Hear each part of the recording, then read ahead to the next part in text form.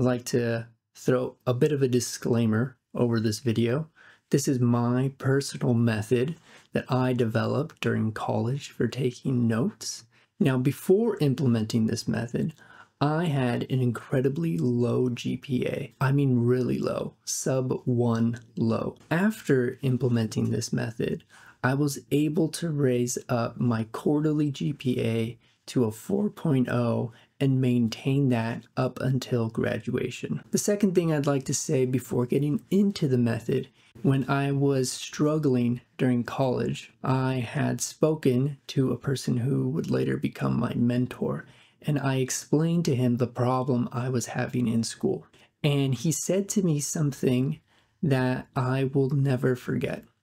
He said to me, "You're trying to run a marathon without ever having run a mile." So metaphorically, I was asking my brain to run an academic marathon without ever having put in the work to perform at that level. So in 2012, I began on a journey to improve my brain. And it's the practices that I started back then that I think allowed me to take advantage of a note-taking process as simple as the one that I'm going to share with you today. So to start, I write in cursive. Now, if you're new to the channel, that might be a surprise, but if you're not, you know full well that I do all of my handwriting in cursive. Now, there are countless studies that have looked at information retention and note-taking, and each time it's reaffirmed that taking notes by hand is the more effective method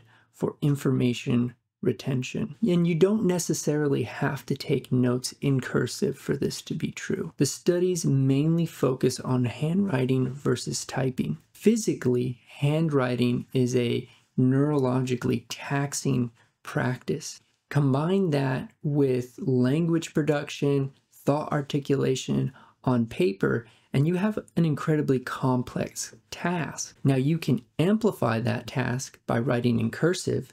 There are a few studies that look at cursive writing versus handwriting, and it would seem that cursive handwriting stimulates neural activity in the critical thinking and memory centers of the brain. I think that is enough of a reason to embrace cursive handwriting, and so I would encourage you to do the same. If you want to learn more about the muscular movement method that I use for cursive handwriting, feel free to check out the video linked.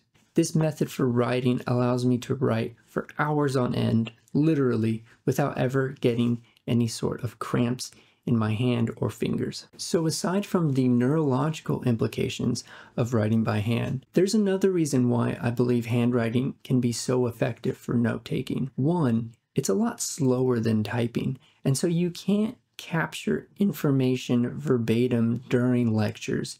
You are not just copying what is being said and writing it down on the page. You have to be a lot more strategic and intentional with the notes that you choose to write down. And I have a system that helps me categorize the information that I'm going to write down. So I break it up into 3 sections. The first are bullet points. Bullet points are sometimes single word or quick phrases, and typically they're covering all of the proper nouns, so names, places, things.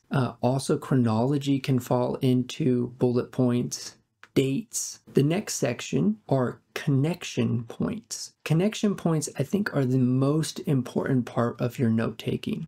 Connection points are where you have the opportunity to synthesize information and articulate an understanding for that information in your own words.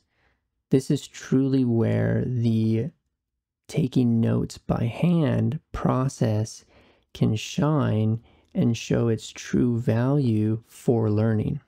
And so we're aiming for big picture ideas when we write down connection points. And the last one are question points. Whenever I have a question that comes up during lecture, I always make it a point to write that question down. Even if I have the opportunity to ask my question during lecture, I will always write the question down. And I think this helps me better fill the gap of knowledge to have written down the question that I had during lecture. So in short, I want to encourage you to take quality notes, not necessarily a large quantity of notes, but really quality notes in class. Okay, let's talk about part 2 of this whole process. Now you've taken your notes in class, and now it's time to study. So the first thing about studying is that it is an ongoing process. Studying is not cramming a bunch of information into your head a day, a couple of days, or even a week before a test. I would devote every week at least 10 minutes up to an hour to studying. And the way that I would study is I would look at the notes that I had taken that week. I would read them, sometimes even read them out loud. That's really helpful. And then after I'm finished reading them, what I would do is I would write in prose everything that I had learned from those 2 lectures, as if I was explaining it to somebody else. And as you move through a quarter or a semester, I'm referencing previous lectures and how all of this information is tying together. And often what would happen is during this process, I would realize where the gaps in my understanding exist. I could write down notes, or I could write down questions that I could then bring to a professor, and we could have a discussion so that I could better understand the points that I wasn't understanding. So this method of studying really emphasized the big picture.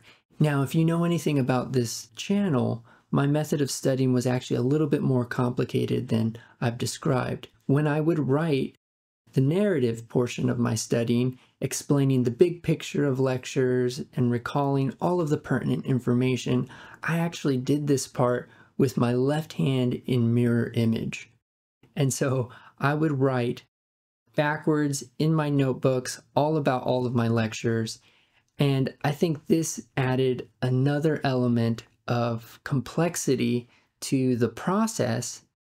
And in some ways, I think ingrained the information deeper into the memory centers of my brain. Now, I don't have any neurological proof for that.